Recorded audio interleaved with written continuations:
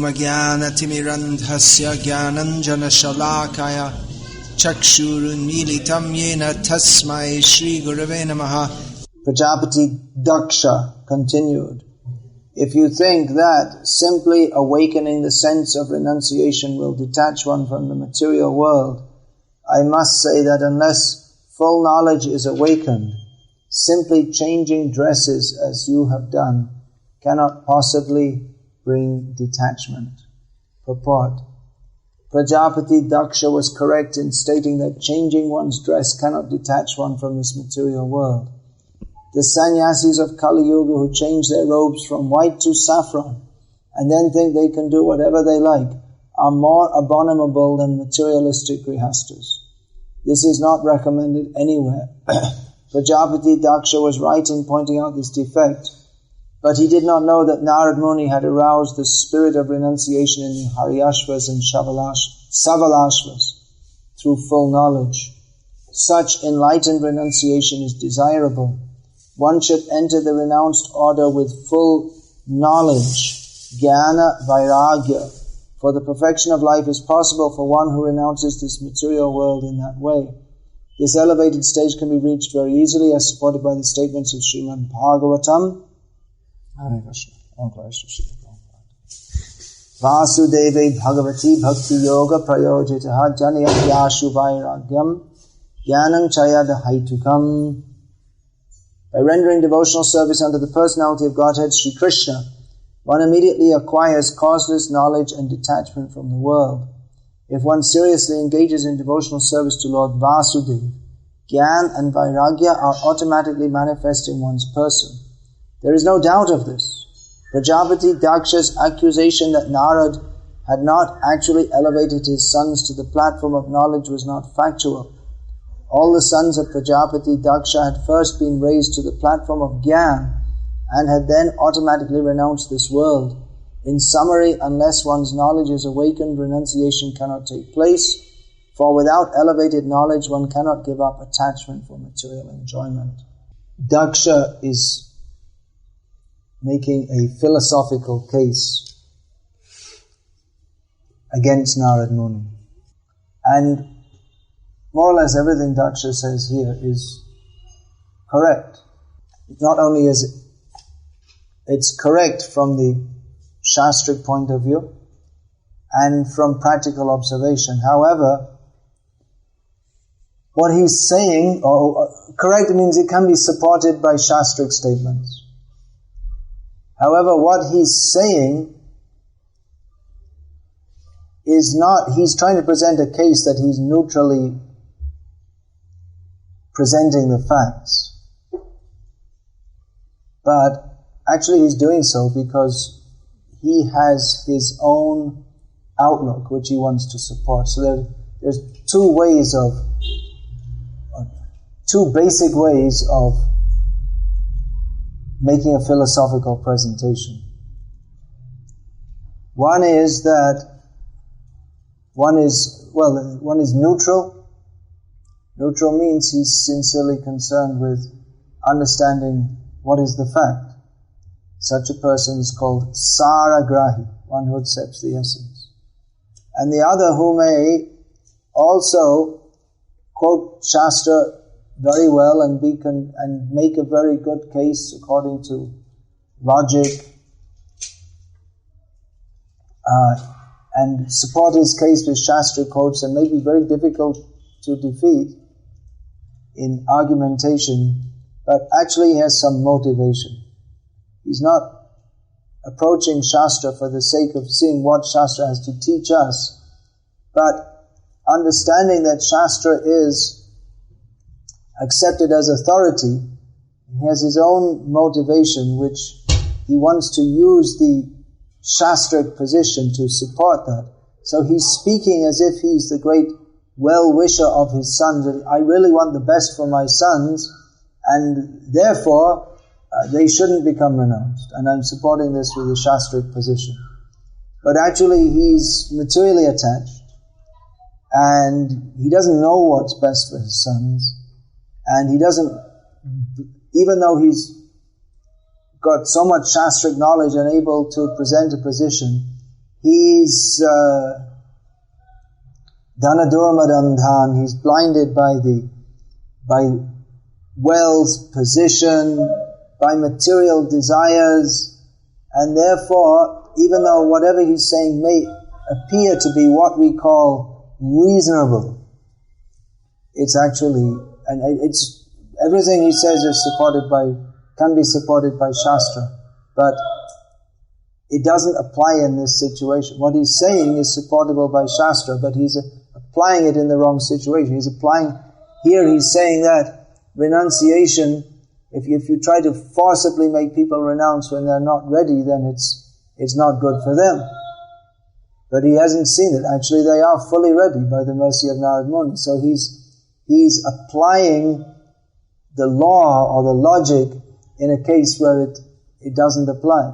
He can't see that. He doesn't want to see that. He doesn't want to see his sons are so renounced, which means they're more spiritually advanced than he is. And he doesn't, even though he's talking as if, yes, renunciation is very good, but actually he doesn't like the principle of renunciation at all, because he is a materialistic sense enjoyer. So he's saying, yes, well, renunciation is very good, but no one should do it. We recognize that it's good, but it's only for very highly elevated persons. And so like that we hear that, yes, pure devotion is very good, but we should be realistic and see where we're actually at and go on with our materialist. We're actually devotees, but we're doing everything for Krishna. Krishna likes me to watch TV because, have to adjust, have to be a properly adjusted individual. So many ideas come. So Daksha is speaking in a very reasonable way. I was just considering the last few days, we often hear this saying that, well, we should be reasonable. This is very important to be reasonable. But actually we don't, even though from what's considered in the modern way of thinking, what is presented in Shastra is reasonable in many ways. But we don't find that in Vedic culture, that people say, you should be reasonable. They say that you should follow dharma. What Arjuna presented to Krishna was very reasonable.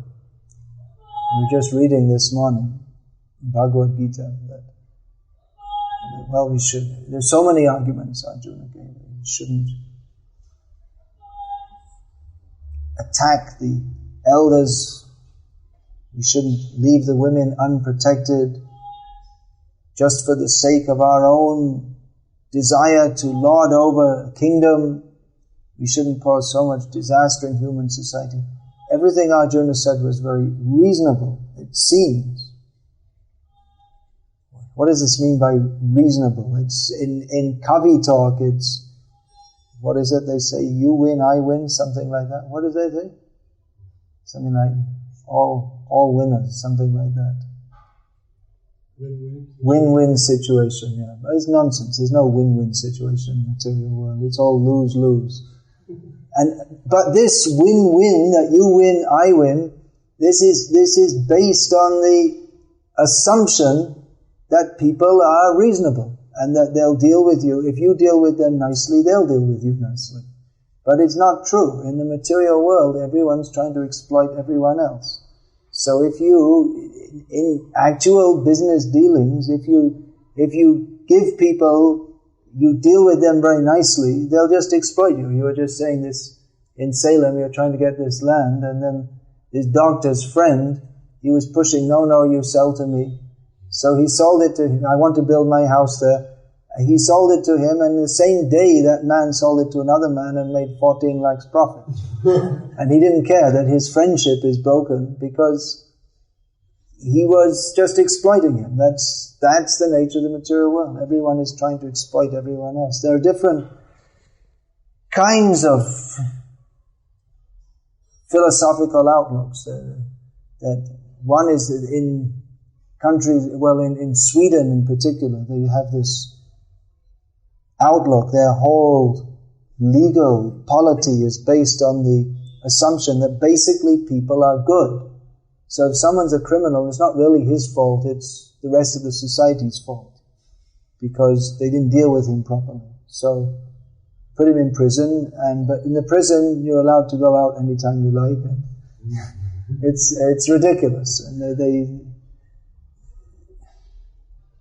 but the Vedic assumption is more realistic, that ichcha dvesha samutena dvandva mohena bharata sarva bhutani samaham sarga yanti parantapa.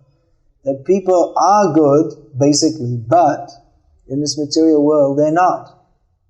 In this material world, everyone has come here with material desire, with the idea to exploit others for their own sense gratification.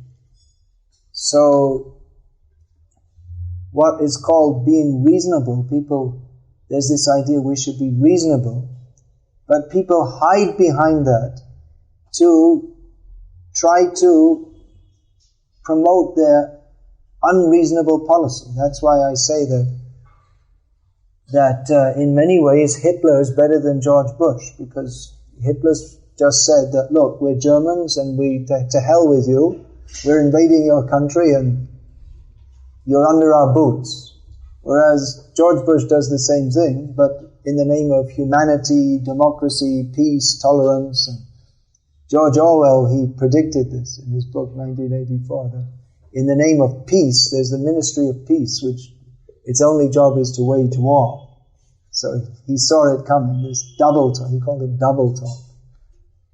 So, in the name of being reasonable, in the name of dharma, everyone is just appearing to be nice, but actually they have their own program, which is how to Ishvaraham aham bhogi, how to maximize my position as the controller and enjoyer of this world. So Daksha is doing so here, presenting dharma.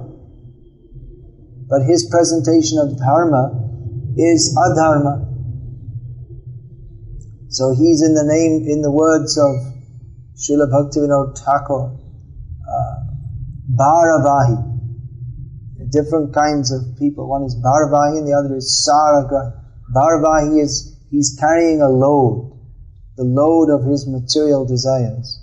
And the Saragrahi is one who seeks the essence, one who's actually interested in the truth, understanding the fact of the matter.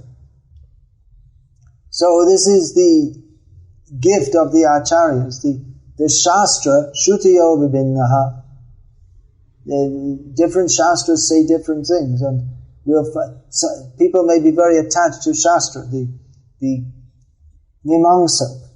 They're very much attached to Shastra, but they like the section in Shastra which describes how Yamimam Pushpitam Vacham, the flowery words, which recommend elevation to the heavenly planets. And they explain the part about renunciation. Well, they say that's only for useless people who, they can't get their act together. So when they can go for this renunciation. But actually the purpose of the Vedas is to act in a manner that we can get material enjoyment. The purpose is to enjoy. Actually, Prabhupada said that when he was asked, what is the purpose of life? Once he said, to enjoy. But then he explained that there's no enjoyment in this material world. Every jiva has the desire to enjoy, because that is the nature of the pure soul, a reflection of the original enjoyer, Krishna. But the jiva has to be understood that the jiva can only enjoy by partaking in Krishna's enjoyment, serving Krishna.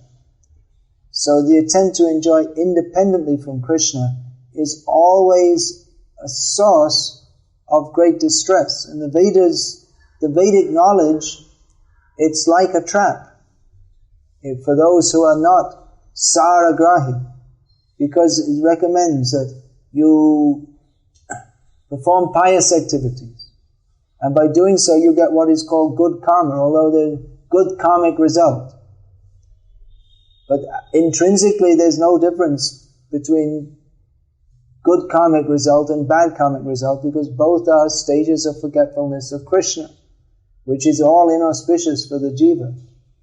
So the jiva, because he has the propensity to forget Krishna and lord it over the material world and try to enjoy the material world, he sees in the Vedas, he says, oh, perform pious activities, you get more enjoyment.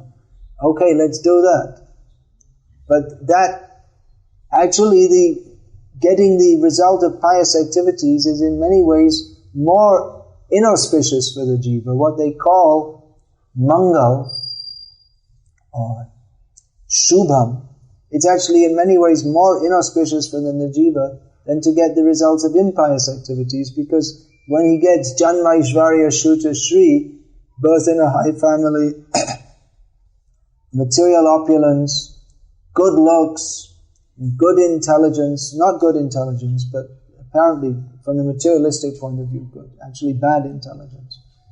So then he's in more position to feel that he's more opportunity to feel I'm in the enjoy of the material world. So it actually, this is the cycle. You increase your piety, then you get more opportunity to enjoy, and then the demoniac propensities come out. I shall enjoy, and then again you fall down to the demoniac way of life. So it's a hopeless situation. So this all the Vedic knowledge, how you should enjoy. Daksha is convinced. We should enjoy. Renunciation. Even the renunciation. Then the Gyanis, they say, yes, this material world is miserable. Let us cultivate knowledge and detachment. But they're also in this, ultimately they have the same mood. Ishvaraham aham bhogi. They're not surrendered to Krishna. They're finding that they've seen that the attempts to enjoy this material world are so fruitless and so opposite. What is it? You get the opposite result. They're so self-contradictory that I will enjoy better by not trying to enjoy this material world. It's still the same spirit of enjoyment. It's not actually spiritual advancement. So it's the suicide position, that this material life is totally miserable, so just let's cut out of it altogether and go, and then we can have the Brahmananda, the enjoyment of thinking I am one and one is all, and everything is one, but I'm more one than you because I'm Brahmaleen and you're still in Maya. So we're all one, but I'm more one out than you are. So I'm really one, and you're still in Dvaita. You're still in the two-ness position. So the one who has become one with the one gets carried by the ones he gets carried on a big palanquin by the ones who think that they haven't become to that situation. So very proudly he gets carried around, thinking I am Brahmaleen. Although actually he eats so much and then the food has become merged with his body. I'm just talking about one Mayavadi, one big fat Mayavadi I saw once being carried around on a palanquin, looking so puffed up, extremely puffed up, sitting like this, being carried around by these foolish people. So, jnana, the renunciation of the non-devotees is just the flip side, the reverse side of the attempt to enjoy the material world by the karmas. But it's all sanctioned, apparently, not actually sanctioned, but there are recommendations in the Vedic literature, and very strong recommendations, that you must do this. And there are even stories to back it up. You have to get married and have children. Otherwise, what will happen? There's the stories that, what was that, Agastya Muni saw the Bala Kilyas hanging upside down from a tree. They're only this big, 60,000 of them. And why are you doing this so sternly? Because, well, we never got married. So actually, not to get married and be renounced, if one is not on the path of bhakti, then if one renounces prematurely, then that may also be a dharma, because one has debts to pay. Devarshi bhutapta nrinam pitrinam, the debts to the devas, the rishis, the other human beings, all other kind of living beings, and to the forefathers. So one doesn't get absolved from those. One has to get absolved from those by performing duties in the grihastha ashram. Then he can renounce. That's the method for those who are in Maya. And for those who are, and they think they're getting free from Maya by renouncing, but they're just going from one phase of Maya to another phase. But those who are free from Maya, they see the nature of this material world and understand we are meant for serving Krishna. Then they renounce, and their renunciation is very solid. But Daksha couldn't understand this. He saw they're renouncing, they're immature, they didn't become detached, they didn't execute their duties, therefore Narad Muni has done a great disservice to them. He doesn't understand.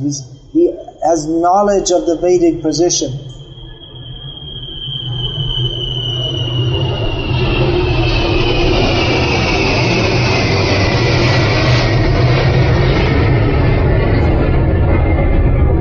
Just a big expensive area, but at time to time you get disturbed by the planes flying over.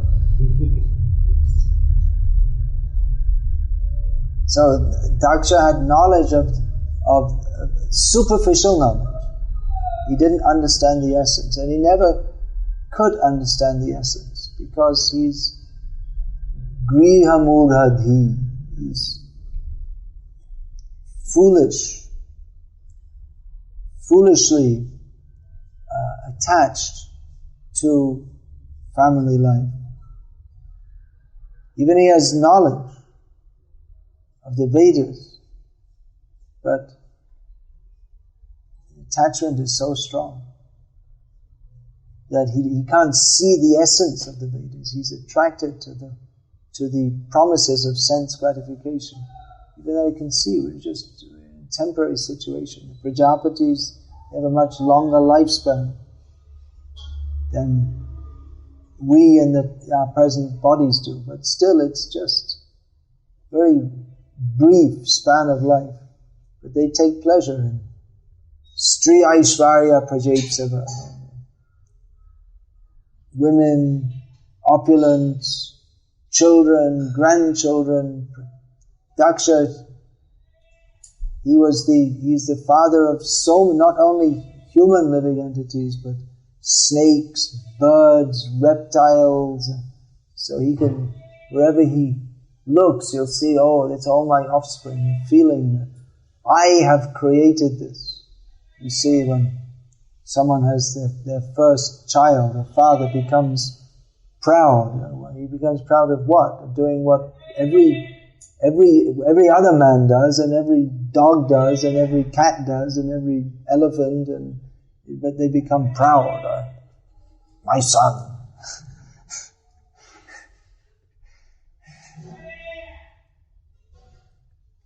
I did it. I showed I'm a man. I produced a child. This is Maya. So, that expands. Ato griha kshetra sutabdha vitaya. That expands. The illusion expands by becoming a father. I am the creator. I have given birth. It's not so. Therefore, renunciation. Compulsory. Yesterday we were reading in the Bhagavatam. Leaving home at the age of 50 is compulsory. Prabhupada said. Compulsory, there's no law, but it's compulsory for those who want to fulfill the actual purpose of human life. Of course, one can also do so earlier. That's also possible. But the point is that one has to get free from material attachments, which run very, very deep. The Shastra teaches us this. There's so many slokas. Here in Bhagavatam, so many slokas, but which people mostly they don't like to hear. There's so many slokas. Pungsastriya mituni bhavametam. People don't like to hear this.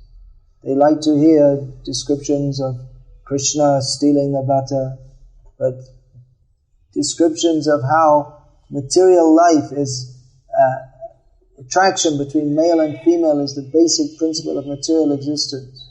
How kandoyanena, what is that? How's that? Young maitunadi grihamedi sukham hitucham. How material happiness is based on sex life, and it's simply insignificant and abominable. People don't like to hear these slokas. They like to hear nice stories. So if we actually preaching in the beginning, in many ways it means cheating people, because if you tell everyone everything at the beginning, hardly anyone will come. Most people are not interested in the truth. So we tell them, you be happy and you can get peace of mind, and they have personality development seminars and the art of mind control and all this kind of thing. But the whole idea is that people should come in and understand that I can't control my mind, I can't control anything, Krishna is the controller. And personality development means to give up thinking that I am this personality, I am Indian, I am a software professional and so on, and understand that my personality is Jiva Surupoi Krishna Nityadas, and everything develops from that, and your so-called good qualities, independent of understanding that, are all demoniac actually. Your so-called being reasonable, your so-called being nice, it's all just a front for cheating others, and everyone is cheating everyone else. And even though they have all these seminars, in the business life, in the office life, everyone, the people who go to these seminars, then they politely stab others in the back. More politely, that's all. They learn how to politely scheme and politic their way, that's all. So, we may cheat people to some extent, but ultimately we have to, if people are going to become Krishna conscious, they have to understand all these things. Now this is maybe a little bit of a big topic. You all have to go out on book district. Maybe I'll speak on this another time. But what I'm seeing in India, especially at the present time, is that we're preaching in such a manner that we're encouraging people to cultivate their material desires, and at the same time calling it bhakti. That's why we hear people say that, well, yes, having a good career, that's part of your devotional service. And someone said, then I asked, well, what is that? Is that Shravanam, Kirtanam? Which part is it? And say, well, I'm going to have a good career, and then people will respect that, and it's good for preaching. So it's a kind of self-cheating, because maybe that's true, but actually it's you could say at best it's dovetailing one's material desires, that I want to have a good... And having a good career means you have to give yourself mind, body and soul to HP or some other multinational, whatever company you may be in. And then where's the time for your bhakti? And where's the inclination? Your bhakti just becomes an adjunct to your full surrender to your company, because you don't get a so-called good career. It means you become a better paid ass. You don't get a good career unless you work harder than an ass would agree to. So it's a kind of self-deception, but it's very popular and successful. You get many followers, and they're all very polite and well-behaved, because they're all coming from the corporate sector, and they know how to politely cheat each other and exploit each other and all this kind of thing. And this politeness is considered bhakti, but it's not. Simply to be sophisticated and so-called well-behaved, that is not bhakti. Bhakti means sarvopadi vinirmuktam tat paratvena nirmalam hrishikena hrishikesha sevanam bhakti ruchite, engaging, being free from all these designations. I'm an MSc, I'm a PhD, I'm an IIT graduate, etc. And engaging all our senses in the service not of our company, but of Krishna. So we can say that yes, this is bhakti, but it's karma mishra bhakti at best, and to promote this as pure devotional service is it's institutionalized cheating. Anyway, I want to speak about that more at some point in time. And so, Hare Krishna, I'll finish there because we have more important things to do. We have to go out on book distribution, isn't it? We'll speak more later. So, any question, comment? What should be our position in terms of preaching to others? Like we see that there are some compromises done. Let's say, for example, with students to finish the college first and then join, and especially avoiding criticism from the society that you're leaving your parents or something like this. Well, that is your responsibility. So, do we compromise in such situations at some points, or we have to see each situation individually. I don't want to give any blanket statements. One thing we have to see is that many times people who want to join immediately, their motive may not be that they're fully wanting to surrender to Krishna, but it's what they're accused of, escapism. It's also, of course, it's intelligent to want to escape from all of that, but if the motive to escape is much stronger than the motive to surrender to Krishna, maybe that they're just lazy in executing their so-called material duties, and they may not be we have to see if they're actually committed to work hard and surrender for Krishna. We're not saying don't work hard, we're saying work hard for Krishna. So we have a way of life that requires great commitment. So if people are just leaving because they don't want to go through with their commitments, then that has to be seen. There is also the point that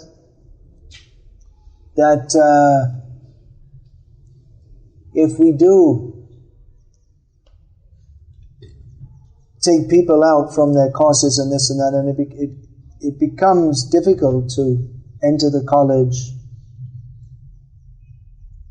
that we find. I mean, if they find that happens, that if we take people out before their course is finished, and they won't allow us in the college because they're earning money, and if they're losing money from taking people out, and then the parents, if the college gets a reputation that the people who go there they have a good chance of being kidnapped in between, then parents will be reluctant to send their children there, and then they lose their money, so they'll become very upset.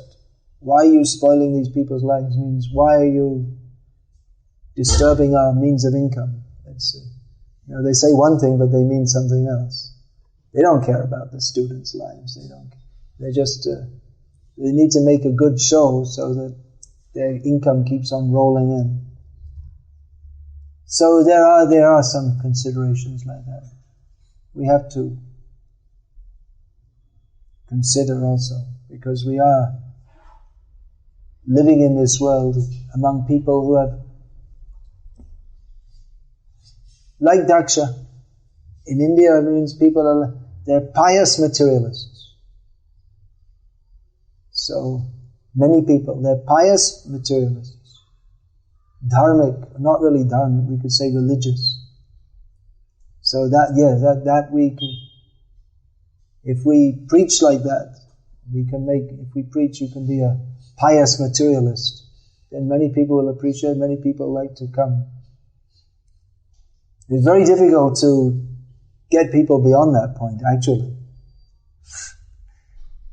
It's in many ways it's very effective to expand our movement by, of course we don't say directly, but actually it comes out as pious materialism. And it's very difficult to get anyone to understand the point that piety and materialism in itself are no better than pig stool. So it's very difficult. Then the real thing is to surrender to Krishna. So it's easier to dress up surrender to Krishna, or dress up pious materialism as surrender to Krishna, which it isn't. So what should be the policy? Bring people in and then hope that they gradually, maybe when they're reading Prabhupada's books, that one day it'll ding, actually that's meant to be true. It's not just Prabhupada's fanaticism or something. I don't know what, if they're reading Prabhupada's books, I don't know if their mind just blanks out when they have to blank out over about 90% of the books or something. I don't know how people can reinterpret, but and if you read Prabhupada's books, it's very difficult to remain thinking that the purpose of life is to enjoy this material world. So maybe the hope is there that people can gradually become purified. But one thing is, if we don't regularly, that means always, present the facts as they are, and if we try to play some game, we also get caught up in it. We'll also lose our own Krishna consciousness. We also become part of the game. So unless we speak the facts very clearly, then everything becomes all hazy. And bhakti and punya and the different, we don't see the difference, and it all becomes one, even in our own minds. So it's better to stick to the principle. An ounce of gold is worth tons of rubbish. It's worth more. Even pious rubbish. Rejected. Dharma projita. Kaitava atra. Paramo nirmat saranam satam. Yeah. In your lecture I was hearing the Prabhupada explaining who can take sannyas. Only a Brahmana can go up to stage of sannyas. Kshatriya is blocked at the stage of Vanaprastha. Yeah, that's karma sannyas. That's karma sannyas. The actual. Yeah, and the only sanskar for the Shudras is vivaha sanskar. He was talking about that. Yeah. For women and Shudras, there's only one sanskar. Is that applicable in Kali Yuga and Krishna? Karma sannyas is not applicable in Kali Yuga. When Chaitanya Mahaprabhu quoted Brahma Vaivarta Purana, that sannyas is one of the 5 activities forbidden in Kali Yuga. So the acharyas have explained that means karma sannyas. Because anyway, people are not following the path of karma properly anyway.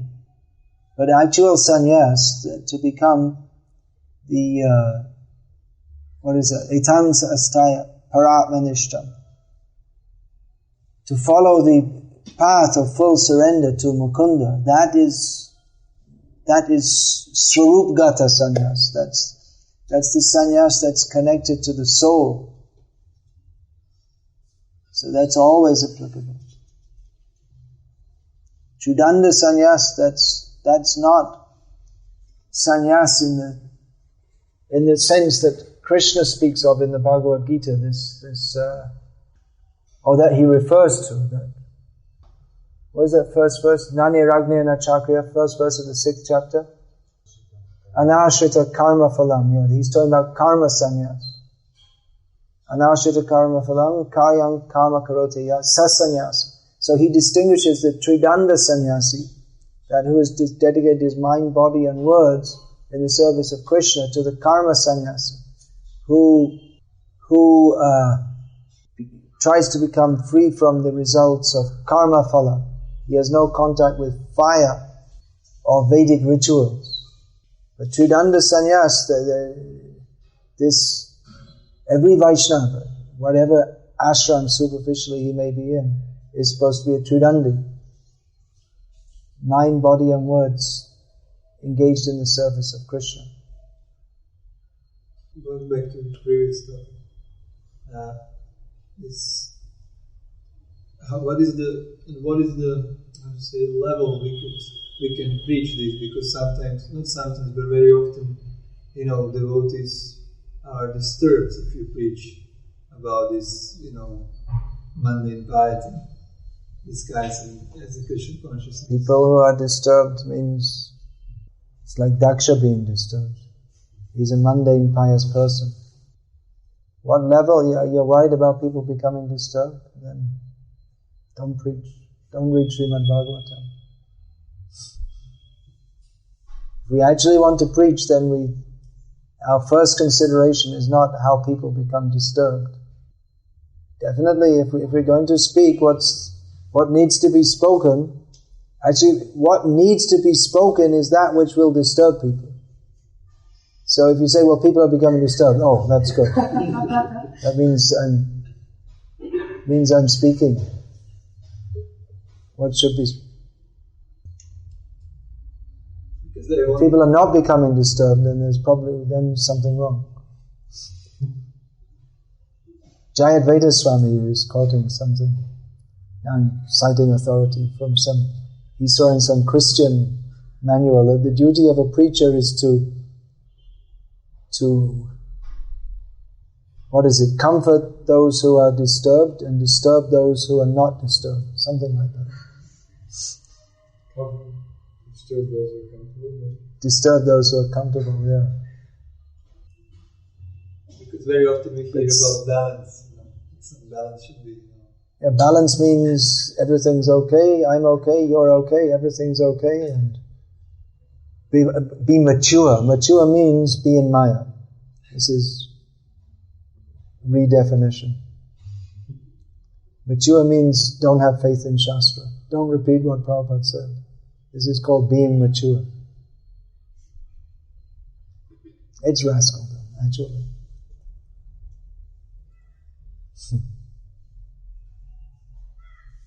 I sometimes wonder if Prabhupada was here nowadays, if they'd allow him in ISKCON.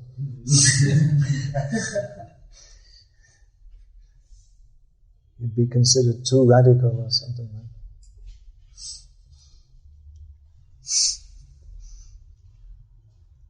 that. We like the Prabhupada Murti. He sits there and we think he doesn't say anything.